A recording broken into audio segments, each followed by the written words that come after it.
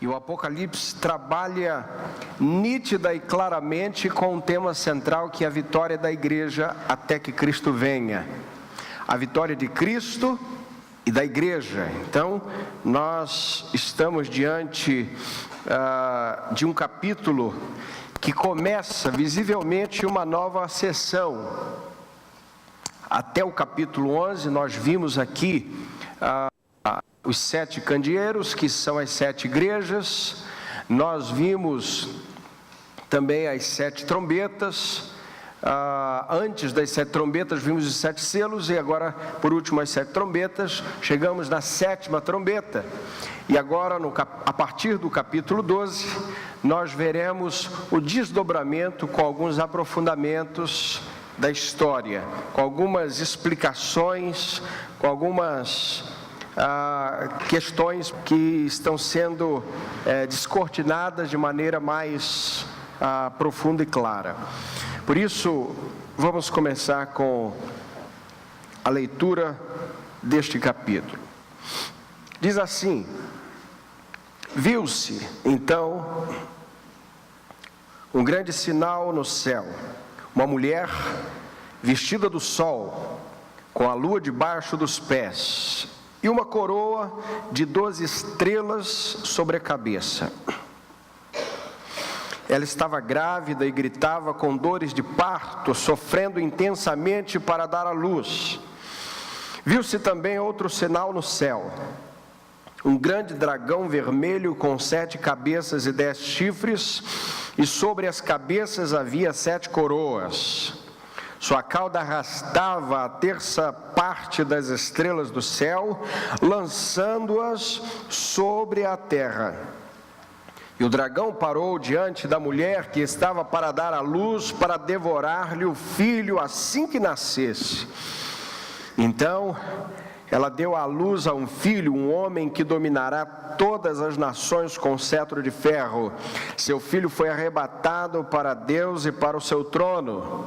A mulher fugiu para o deserto, onde já havia um lugar preparado por Deus para que ali fosse alimentada durante 1260 dias. Então houve guerra no céu. Miguel e os seus anjos batalhavam contra o dragão. E o dragão e os seus anjos reagiam, mas estes não prevaleceram e perderam o seu lugar no céu. E foi expulso o grande dragão, a antiga serpente, chamada Diabo e Satanás, que engana todo mundo. Ele e seus anjos foram lançados à terra. Então ouviu uma voz, forte voz no céu, que dizia: agora chegaram a salvação, o poder e o reino do nosso Senhor e a autoridade do seu Cristo, porque o acusador de nossos irmãos já foi expulso, ele que dia e noite os acusava diante do nosso Deus. Eles o venceram pelo sangue do Cordeiro e pela palavra do seu testemunho, e mesmo diante da morte não amaram a própria vida. Por isso, alegrai-vos, ó céus, e todos vós que nele habitais, mas ai da terra e do mar, pois o diabo desceu até vós com grande ira, sabendo que pouco tempo lhe resta. E quando o dragão se viu lançado à terra, perseguiu a mulher que dera à luz o menino. As 2 asas da grande águia foram dadas à mulher, para que voasse para o seu lugar, o deserto, onde é sustentada por um tempo, tempos e metade de um tempo, fora da vista da serpente. Então de sua boca a serpente lançou atrás da mulher água como um rio, para que ela fosse arrastada pela corrente. Mas a terra socorreu a mulher, abrindo a boca e engolindo o rio que o dragão lançara da boca. O dragão se enfureceu contra a mulher e saiu para atacar os demais filhos dela, os que guardam os mandamentos de Deus e mantêm o testemunho de Jesus. Então, o dragão parou sobre a areia do mar. Amém. Muito bem. No Apocalipse capítulo 12, temos 3 batalhas decisivas, grave isso. Apocalipse é um livro, o capítulo 12 de Apocalipse é um capítulo que fala sobre batalhas, e há 3 batalhas aqui importantes. A primeira batalha que nós vemos está nos versos de 1 a 6, que fala sobre a batalha contra o Messias, contra Cristo, contra Deus e seu Messias.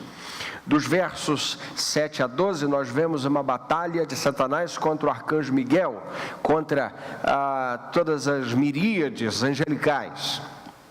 E nós vemos a terceira batalha, do 13 ao 18, que é a batalha de Satanás contra a igreja. Muito bem. As 2 primeiras batalhas, compreendemos que de alguma maneira já aconteceram. A batalha, por exemplo, de Satanás contra os anjos, já está, vamos dizer, no passado. A batalha de Satanás contra Cristo também se encontra no passado, mas a batalha de Satanás contra a igreja, essa ainda está acontecendo. E nós vamos ver nesse texto, meus irmãos, a natureza dessa batalha.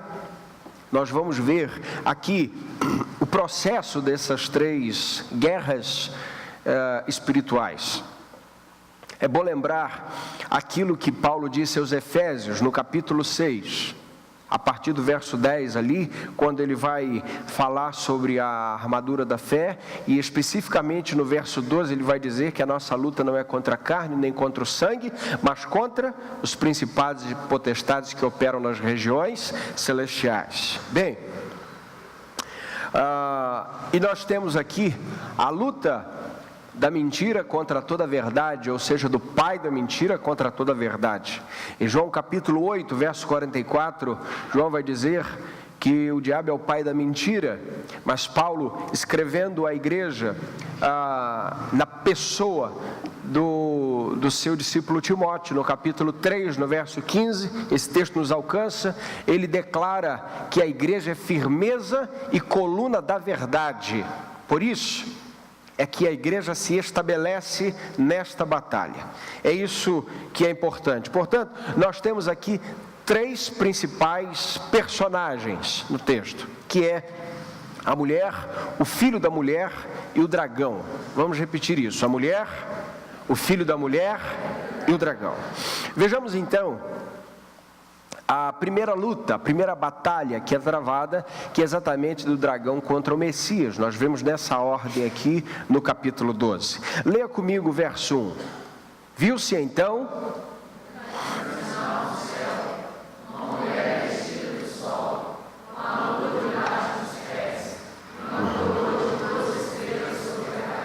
muito bem, temos aqui um sinal, e é um grande sinal. Que sinal é esse? Uma mulher. E aí, os romanos, ou os cristãos apostólicos romanos, chamados católicos, vão compreender que essa mulher é Maria. E a gente não compreende que é Maria, não é? Outra vertente vai dizer que é o povo de Israel. Mas é muito claro, quando percebemos a figura da igreja no Apocalipse, assim como vimos no capítulo anterior sobre as duas testemunhas, nós vemos que aqui esta mulher está apontando exatamente para a figura da igreja. E a igreja é vista de várias maneiras no Apocalipse, e aqui neste capítulo a igreja está sendo vista como uma mulher, a figura de uma mulher. E essa mulher é vestida do sol. Por que ela é vestida do sol? Porque ela recebe exatamente o brilho e a majestade do próprio Deus. Ele que se veste de luz. Ele, como diz Tiago, é o pai das luzes. E esta mulher está vestida de luz. Ela também tem a lua debaixo dos pés. E o que é a lua? É um astro que não tem nenhum brilho em si, um brilho próprio em si mesma, mas recebe brilho, recebe visibilidade. Ou seja, o que a igreja não possui naturalmente, recebe direto do próprio Cristo.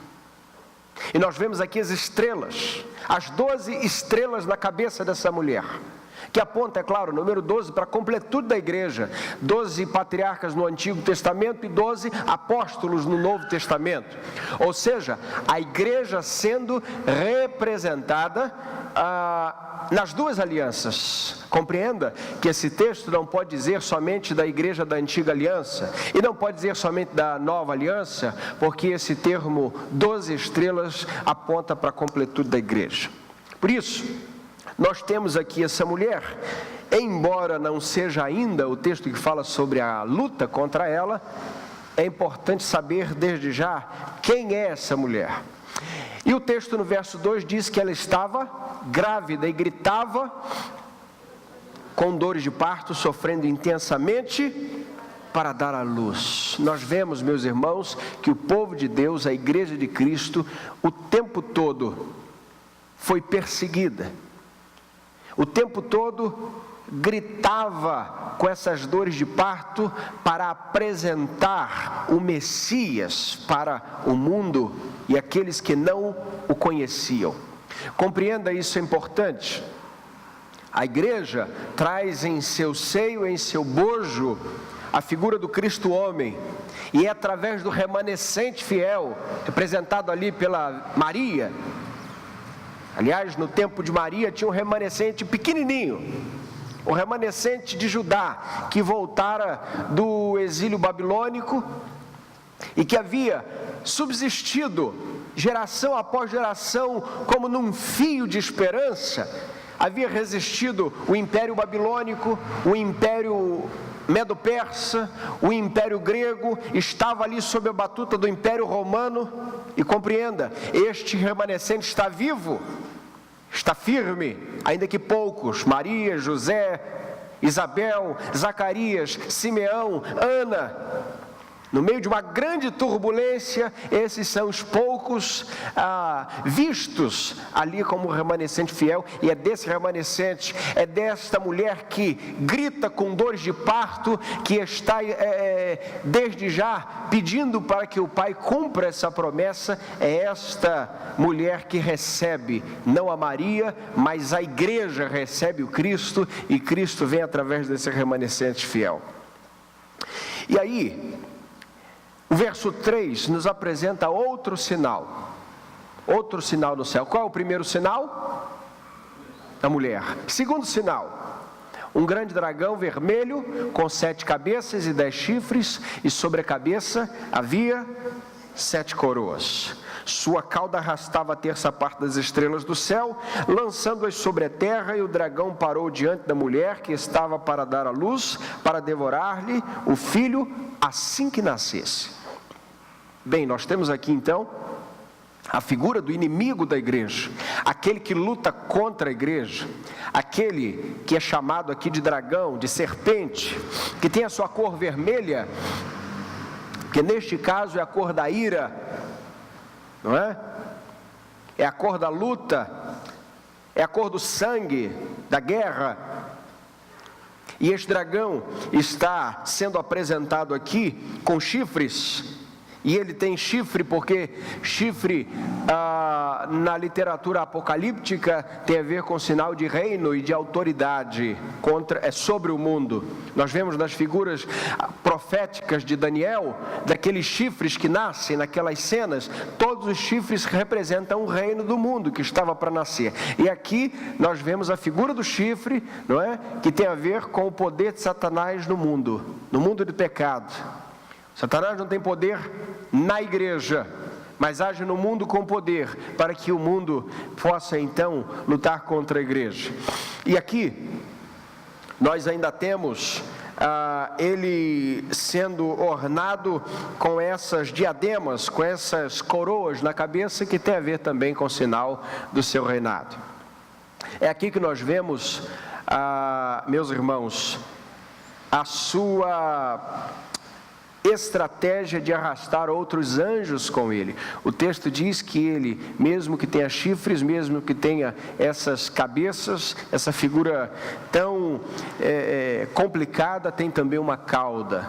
E cauda aqui, além de nos apontar para o veneno, tem também a sedução. Nós temos aqui, de alguma maneira, Satanás arrastando, aliciando parte da comunidade angelical com ele mesmo. Muito bem, diante disso, o verso 5 diz o seguinte: então, falando sobre a igreja, ela deu à luz a um filho, um homem que dominará todas as nações com o cetro de ferro.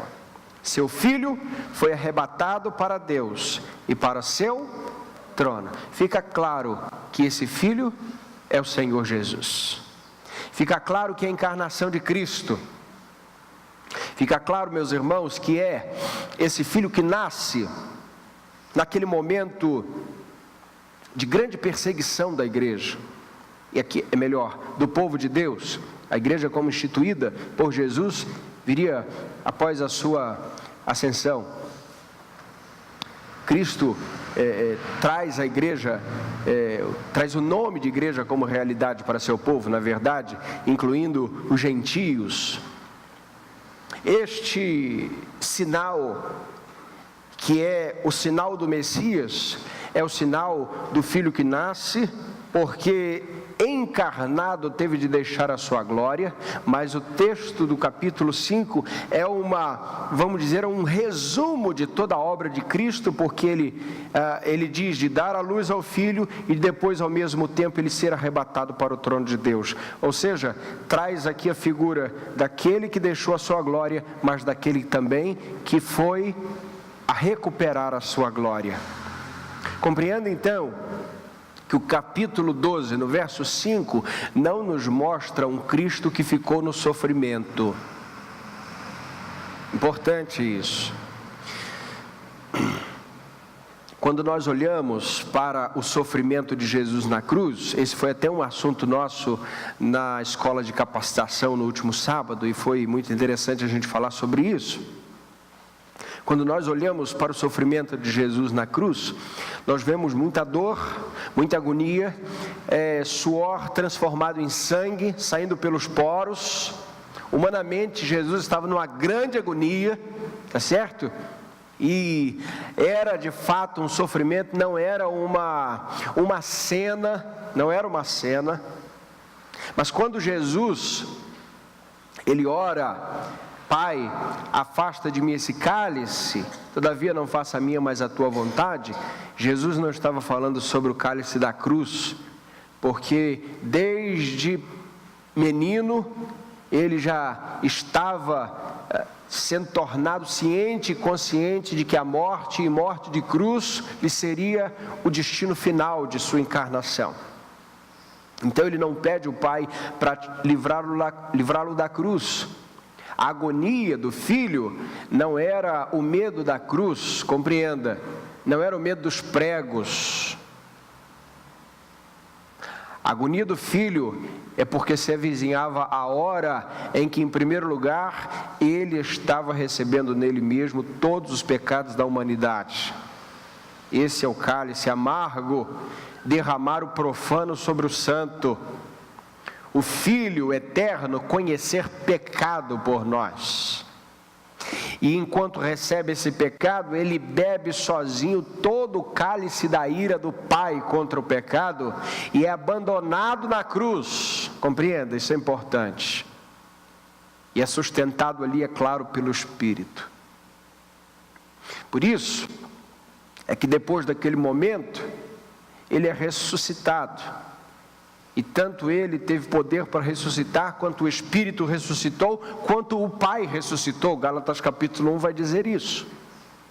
E é este Filho ressuscitado e glorificado que a igreja adora. E é para este Filho que nós oramos, não enquanto crucificado, mas enquanto vivo e ressurreto, porque venceu a morte. E quando nós olhamos para a cruz, e quando nós, porventura, carregamos alguma cruz, ela está vazia. Quando desenhamos alguma cruz, ela está vazia. Por quê? Porque o Senhor da igreja ressuscitou. E ele saiu da cruz porque não teve medo da cruz. Ele teve agonia, ele teve dor. Mas a maior de todas as agonias foi exatamente sofrer a separação que estava sobre nós. Por isso, Paulo, escrevendo aos Filipenses, vai dizer no capítulo 2 que Deus o exaltou com soberania. Meus irmãos, o que é soberania? Soberania significa que não tem nada que não esteja debaixo da autoridade do soberano. Compreendeu? Quando se prega um Deus menos que soberano, no sentido de controlar todas as coisas, você tem um Deus deficiente. A gente crê que Deus está acima de tudo e de todos e que a autoridade de Deus se revela na igreja, na pessoa de Cristo Jesus. Agora veja o verso 6, leamos juntos. A mulher fugiu para o deserto.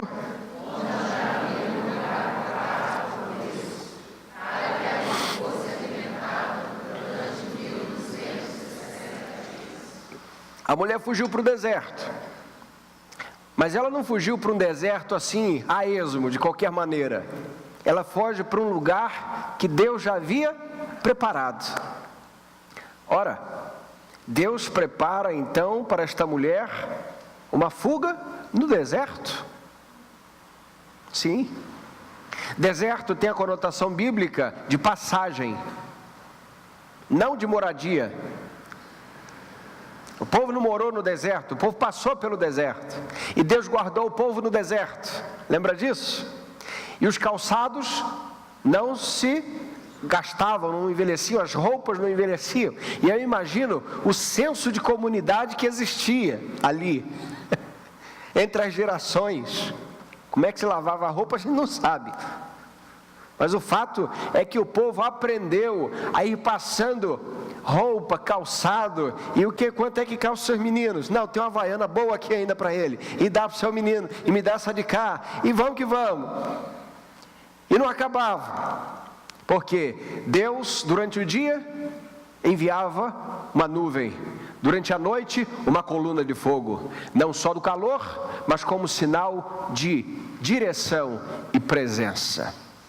Compreenda que a igreja, enquanto está aqui, meu irmão, minha irmã, primeiro ela tem um senso, ela tem a certeza de que ela não está no seu ponto final. Ela não chegou em casa. Crente é uma pessoa que tem consciência que não chegou em casa. Que quando olha ao redor, ele vê paisagem, porque ele está em movimento. Aliás, hebreu significa aquele que cruza, aquele que peregrina. Por isso nós somos os hebreus da nova aliança. Não significa que nós sejamos nômades, que estejamos mudando de casa, embora alguns tenham muito apreço em se mudar, não é? Mas não é este o fato. O fato é que mesmo que estejamos na mesma casa, morando no mesmo endereço, do início de nossa vida até morrer, a gente sabe que aquilo ali é uma paisagem que está passando e nós estamos esperando chegar à glória com Jesus. Por mais que seja desértico, é melhor um tempo de deserto com Deus do que fartura sem Deus. Deus está cuidando da igreja. E esse tempo, não é? O texto diz, para que ali fosse alimentada. Olha que interessante. Alimento no deserto. Onde é que compra pão? Onde é que faz comida no deserto? Deus está alimentando a igreja. O amanhã da igreja pertence ao Senhor. Porque, meus irmãos, minhas irmãs, até hoje, pela manhã, até ontem à noite, quando nós lemos a Bíblia, ainda estava lá que as portas do inferno não prevaleceriam contra a igreja. E esse texto não pode ser arrancado porque foi o Senhor que escreveu, o Senhor que nos inspirou, o Senhor que nos sinalizou. E aqui nós temos a figura dessa mulher sustentada, e o termo diz durante 1260 dias, conforme nós vimos nas duas testemunhas. Esse também é um termo simbólico para mostrar o tempo da igreja aqui. Um tempo, 2 tempos, metade de um tempo não só mostra a incerteza disso, né? Em algumas outras passagens fala de 2 anos e meio, salvo engano, nos mostra o tempo em que a igreja está aqui sendo perseguida e ao mesmo tempo na peregrinação. É o tempo dos últimos dias da igreja. Agora vejamos, a partir do verso 7, a luta do dragão contra Miguel. Leia comigo, versos 7 a 9. Então, houve guerra no céu.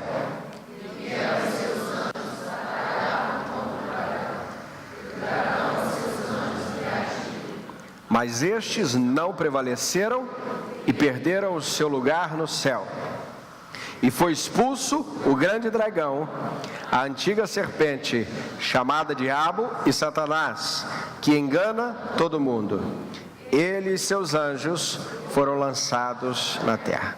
Nós temos aqui a narrativa da queda de Satanás.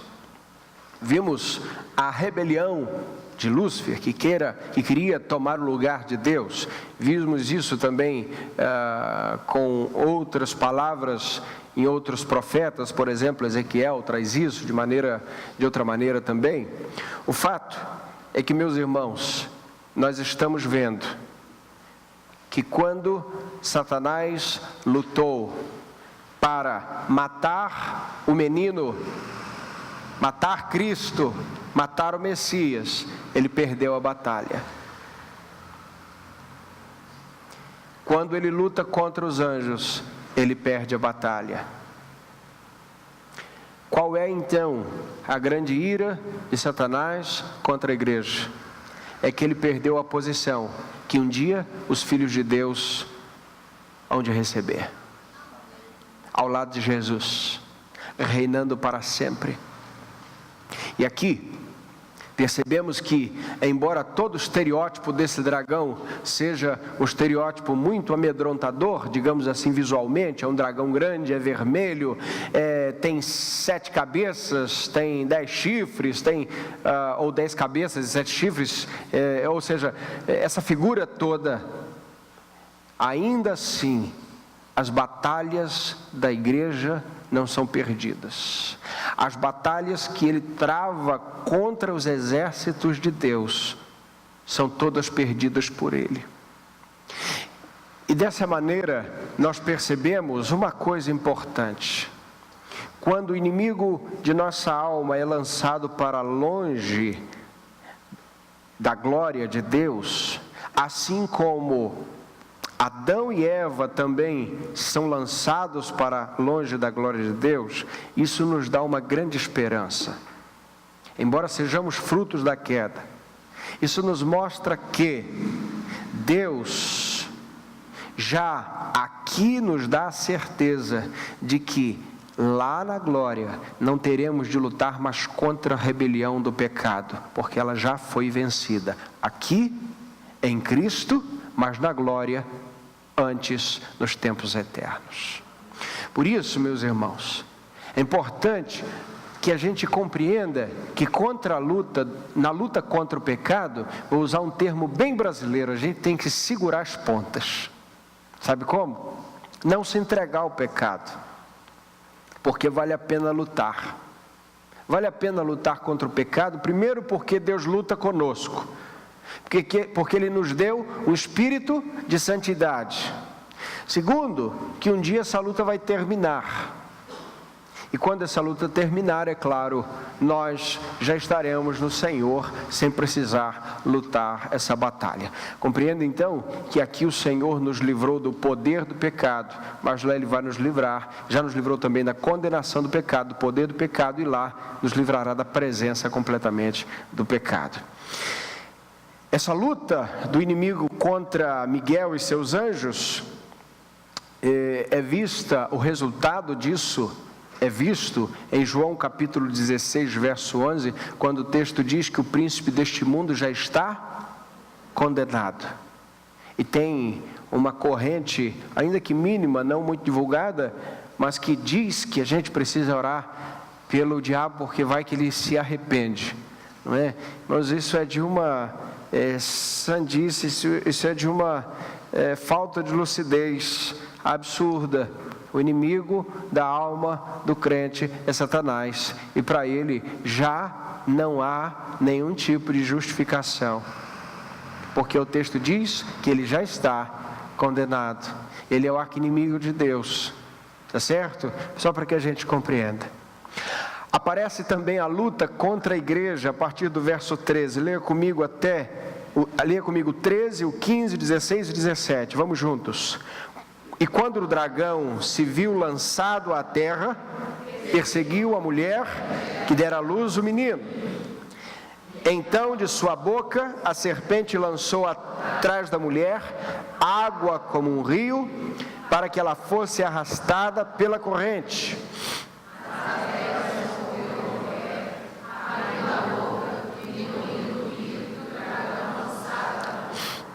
Veja, verso 17, o dragão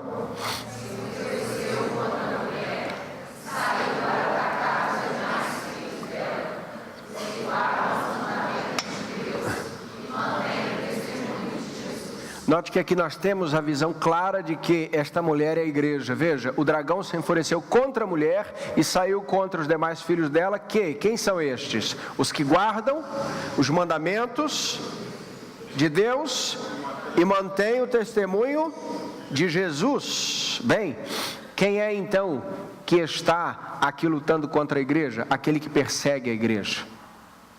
Quem persegue a igreja persegue Cristo. O que foi que Jesus disse para Paulo lá no caminho de Damasco, quando ele foi perseguir os cristãos? Paulo, por que me persegue? Portanto, meu irmão, compreenda uma coisa, é importante que a gente saiba. Toda luta contra a igreja não é uma luta nossa. A luta contra o crente não é por outra razão, senão pelo fato dele sustentar uma fé que o mundo não compreende.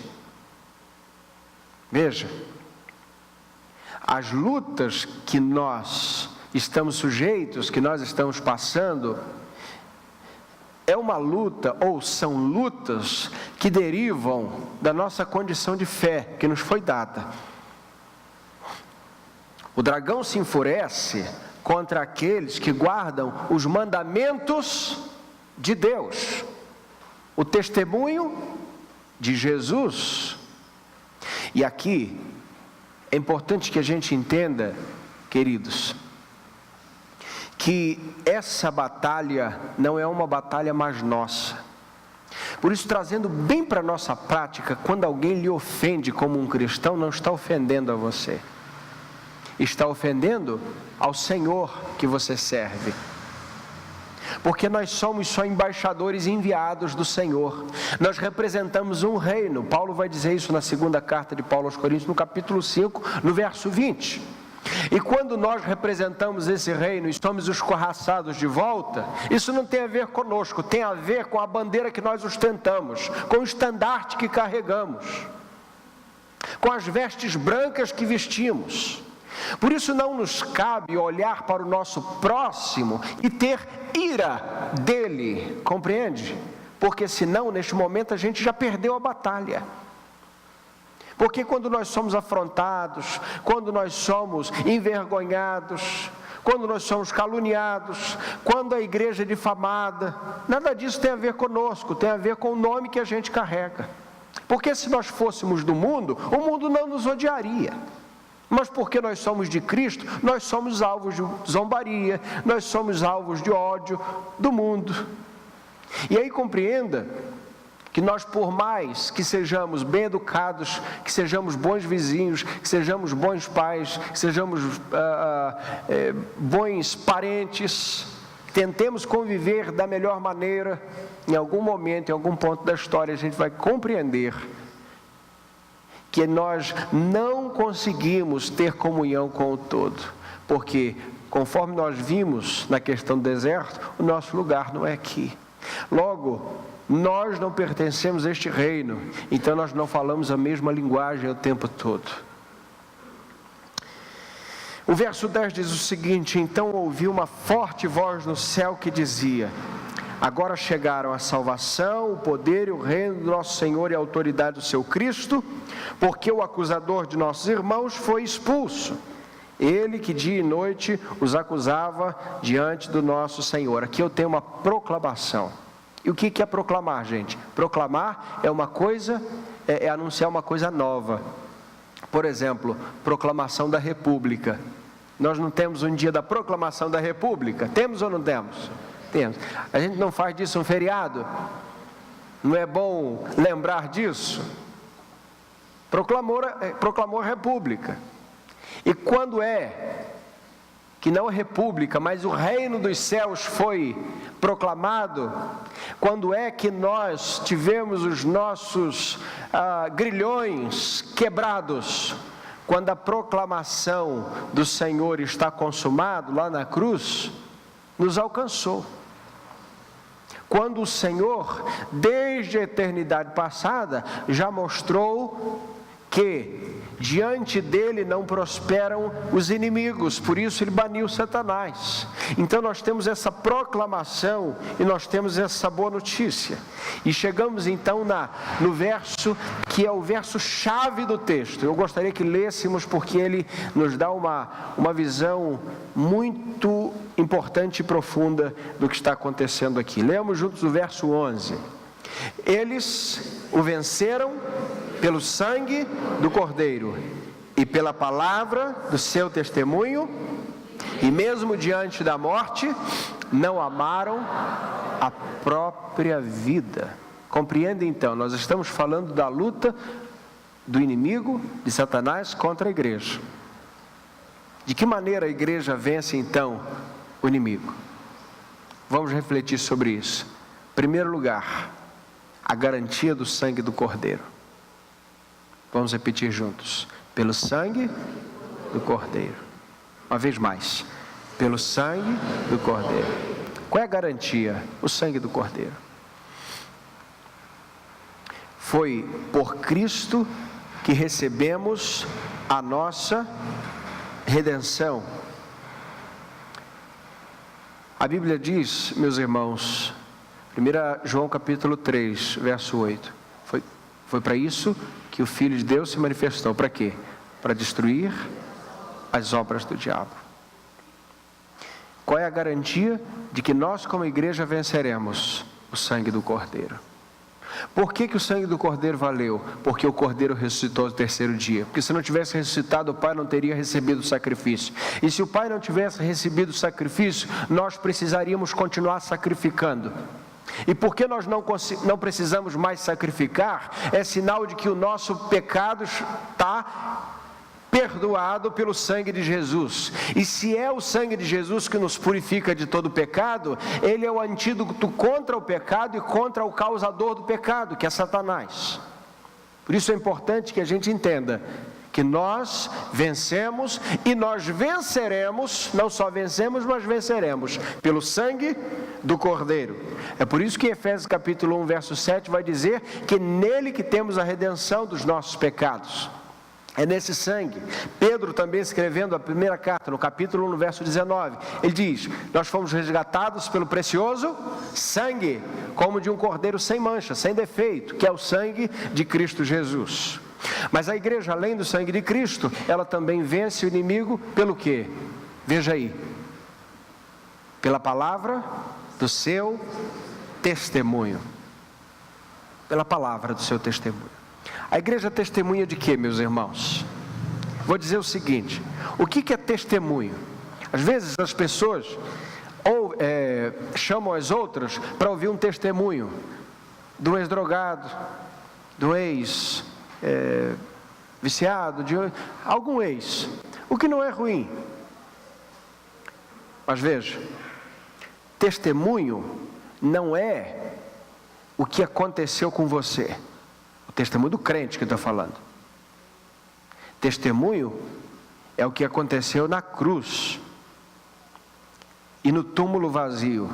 É disso que a gente testemunha pela fé, porque a gente não viu, mas o Espírito testifica que é verdade. Eu já ouvi muito crente dizer assim: ah, pastor, eu queria tanto ter um testemunho forte. Assim, coisa de, sabe, um milagre extraordinário. Cuidado com esse negócio. Não fica falando muito essas coisas, não. É claro que alguém vai dizer assim: o pastor está acreditando no poder da palavra, né?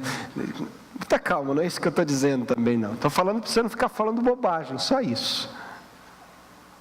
Que dessa influência das palavras aí, desse tipo de misticismo, o outro evangelho está cheio. Não é disso que eu estou falando, tudo bem? Estou dizendo que é uma grande bobagem se dizer isso, porque Deus ainda teve grande misericórdia de salvar a sua vida, sem quebrar você todo primeiro, tá certo? E tem gente que o Senhor quebra toda, mas tem outros que não. Então não fique dizendo que você não tem um testemunho, porque testemunho é aquilo que você conta, e você conta aquilo que você viu. E como disse o nosso irmão Pedro, lá em Atos, nós não podemos deixar de falar daquilo que temos visto e ouvido. Isso é testemunho. Testemunho no original grego é martiria, que vem de martírio, que é aquele que se entrega pela mensagem, aquele que dá a mensagem até o final. Qual é o seu testemunho? Eu tenho um testemunho para dar. Qual é? É o Evangelho. Romanos capítulo 1, verso 16, porque não me envergonho do Evangelho, porque é poder de Deus, para a salvação de todo que crê.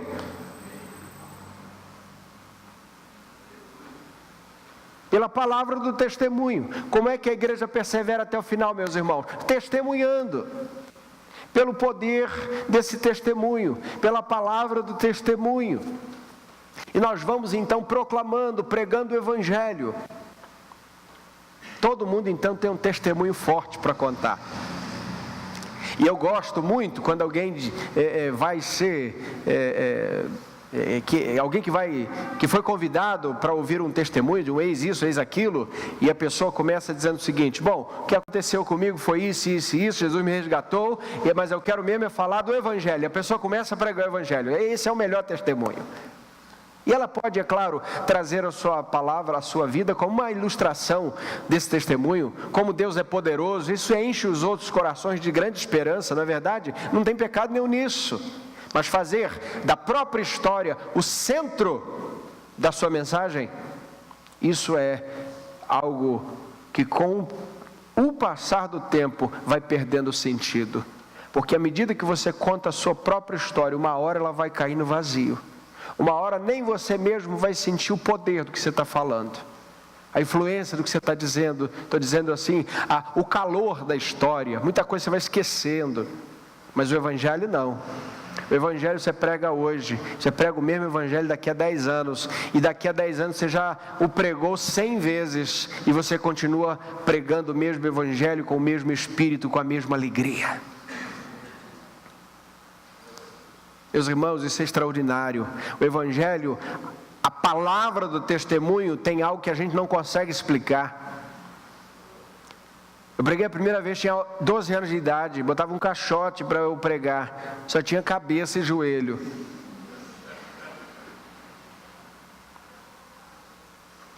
Salvo engano, preguei em Romanos capítulo 6.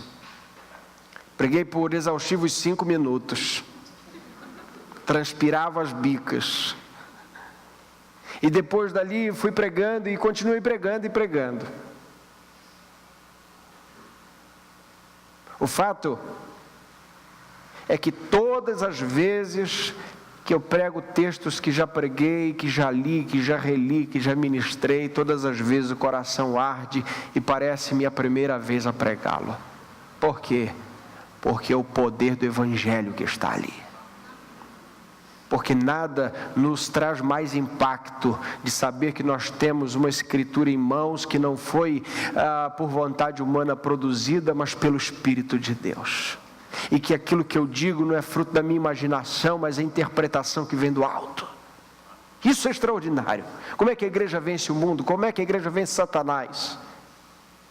Pela palavra do seu testemunho, porque já foi comprado pelo sangue do Cordeiro. Compreende, meus irmãos? E qual é o resultado disso? O resultado disso é o amor a Deus maior do que o amor pela própria vida. Veja o que diz ainda, leia comigo. Eles venceram pelo sangue do Cordeiro e pela palavra do seu testemunho, e mesmo não amaram a própria vida.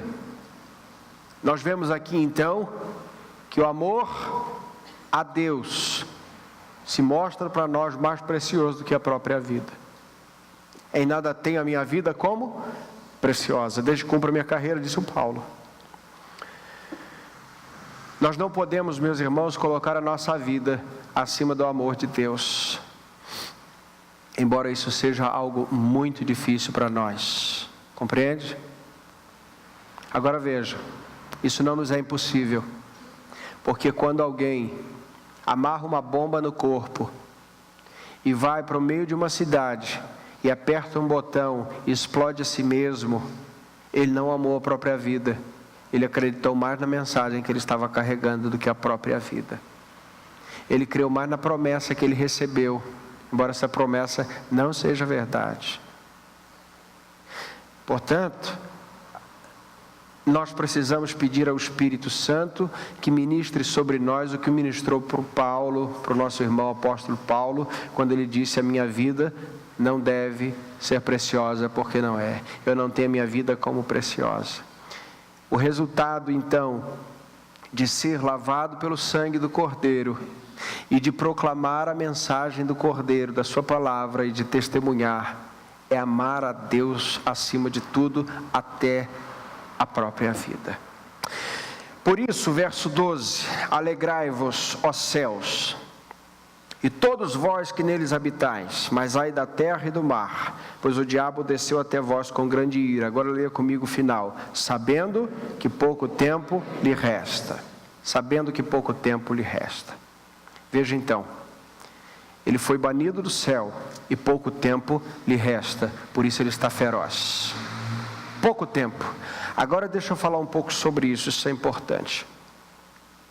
Satanás tem pouco tempo, porque o reinado de Cristo não termina, mas o dele termina. O mundo jaz no maligno, o reino das trevas está operando, as trevas estão em operação, e o reino dele tem tempo limitado. Agora, todas as vezes que alguém dá tempo para ele, o tempo dele aumenta. Compreende ou não? Então, se você empresta meia hora do seu tempo para Satanás, então ele tem mais meia hora para operar.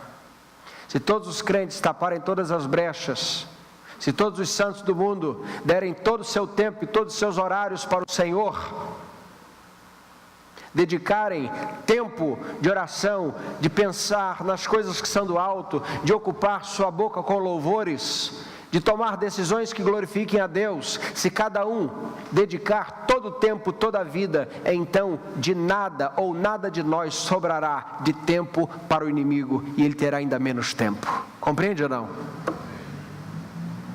É importante que a gente tenha essa perspectiva. Ok, o tempo de Satanás está para terminar, mas se você dá o tempo da sua vida, ele tem um pouco mais de tempo. E aí, ele age contra a igreja. Veja o verso 14, leia comigo o cuidado de Jesus pela igreja nessa luta de Satanás contra a igreja. As duas asas da grande águia foram dadas à mulher, para que voasse para o seu lugar, o deserto onde é sustentada por um tempo, tempos e metade de um tempo, fora da vista da serpente. Aqui, meus irmãos, tem uma visão de asas de águia sendo dado para essa mulher, para que ela possa ser resguardada dos ataques do dragão. Isso é interessante, porque a águia é usada lá atrás para falar dos ais, lembra disso? Dos 3 últimos ais, que são as 3 últimas trombetas, e agora a igreja recebe asas como de águia. Êxodo capítulo 19, verso 4, vai nos lembrar que o Senhor nos carregou com asas de águias, e foi Ele que trouxe a nossa vida para Ele mesmo. É o cuidado do Senhor, é o cuidado, é a proteção do Senhor para com a igreja. E o capítulo termina dizendo: então o dragão parou sobre a areia do mar. Compreenda que o limite de Satanás é o limite que o Senhor opera sobre ele. Então ele tem espaço limitado, ele tem tempo limitado. Mas nós não podemos dar o nosso tempo e nem o nosso espaço para a sua atuação. Aplicações finais. Vamos então a aplicações que sejam práticas, que sejam de orientação para a nossa vida. Primeiro lugar, digamos juntos, nossa luta não é contra a carne ou sangue, mas é uma luta espiritual. Se você negligencia esse princípio, você está na luta espiritual como alguém que usa um estilingue para ir a uma guerra entre duas nações. Vou repetir. Se você não compreende que está numa luta espiritual, se você tenta usar as suas próprias forças, argumentos, se você usa as suas próprias decisões para defender a sua vida, então você está como alguém que usa um estilingue numa luta entre duas grandes nações. É por isso, meus irmãos, que Jesus, em Marcos capítulo 9, quando chegou entre os discípulos, ele estava com 3 discípulos lá na Monte da Transfiguração, ele desce e tem um menino endemoniado, lembra disso? E estão ali os escribas, estão ali os outros discípulos, está ali a família do menino.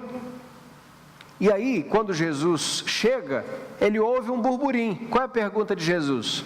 Vocês estão discutindo sobre o quê? Lembra disso? Sobre o que vocês estão discutindo? Falei, discutindo? O menino está se batendo ali e vocês estão discutindo. É sobre o quê? Note então que os discípulos já tinham tentado eliminar a possessão do menino e Jesus disse: ó geração incrédula, até quando eu vou estar com vocês? Traz o menino. O menino é trazido. Jesus liberta o menino. E aí os discípulos perguntam: Senhor, por que a gente não tirou o demônio do menino? E aí Jesus diz: é porque essa casta só sai com jejum e oração.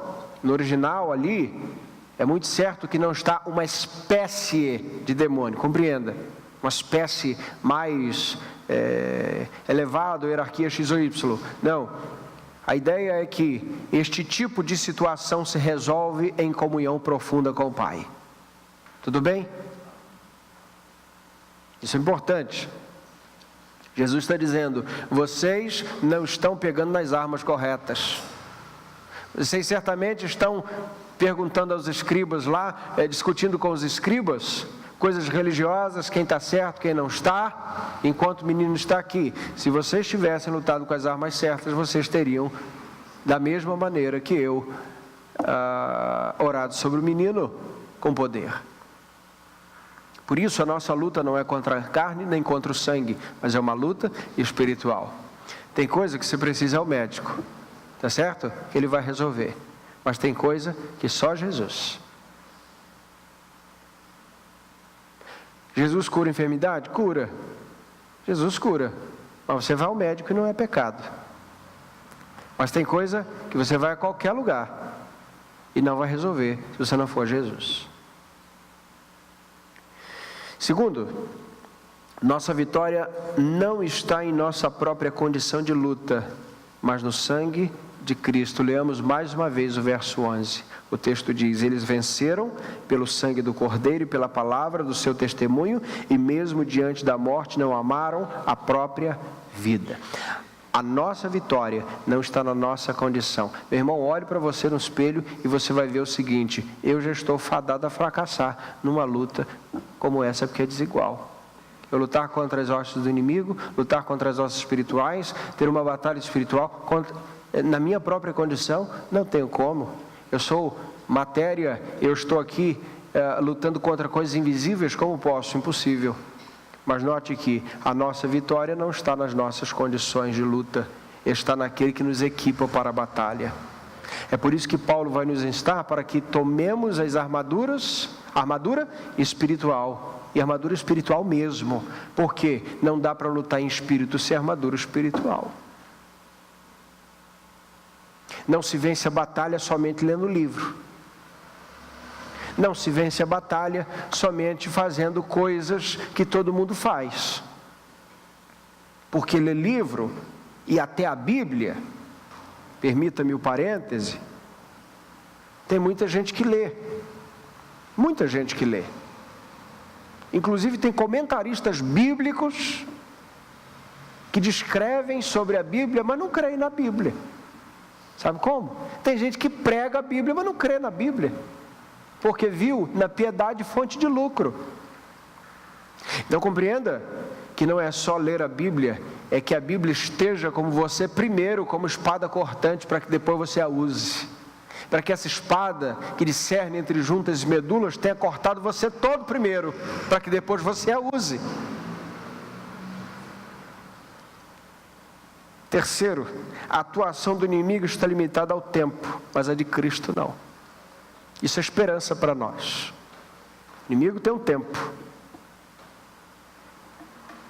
Cristo já o prendeu, mas ele ainda está em atuação, como um cão na coleira. Isso é importante que a gente compreenda. Ele está preso, por que ele age? Exatamente por conta da ainda permissão do Senhor, mas um dia ele será derrotado e derrubado. Lembrando que, se ele tem pouco tempo, não dê do seu pouco tempo para ele. Amém, gente? Quarto e último lugar. Em todos os momentos, até nos mais difíceis, creia que Deus deseja te tomar em suas asas, dando a você a certeza do seu cuidado. Você é a igreja de Jesus, então você está debaixo da proteção de Jesus. Isso nos lembra Isaías capítulo 40, verso 30, que é uma promessa que todos conhecemos bem, mas que hoje faz um sentido mais extraordinário para nós. Os que esperam no Senhor renovarão as suas forças, subirão com asas como águias, correrão e não se cansarão, andarão e não se fatigarão. Que Deus nos abençoe nessa noite, em nome de Jesus. Amém.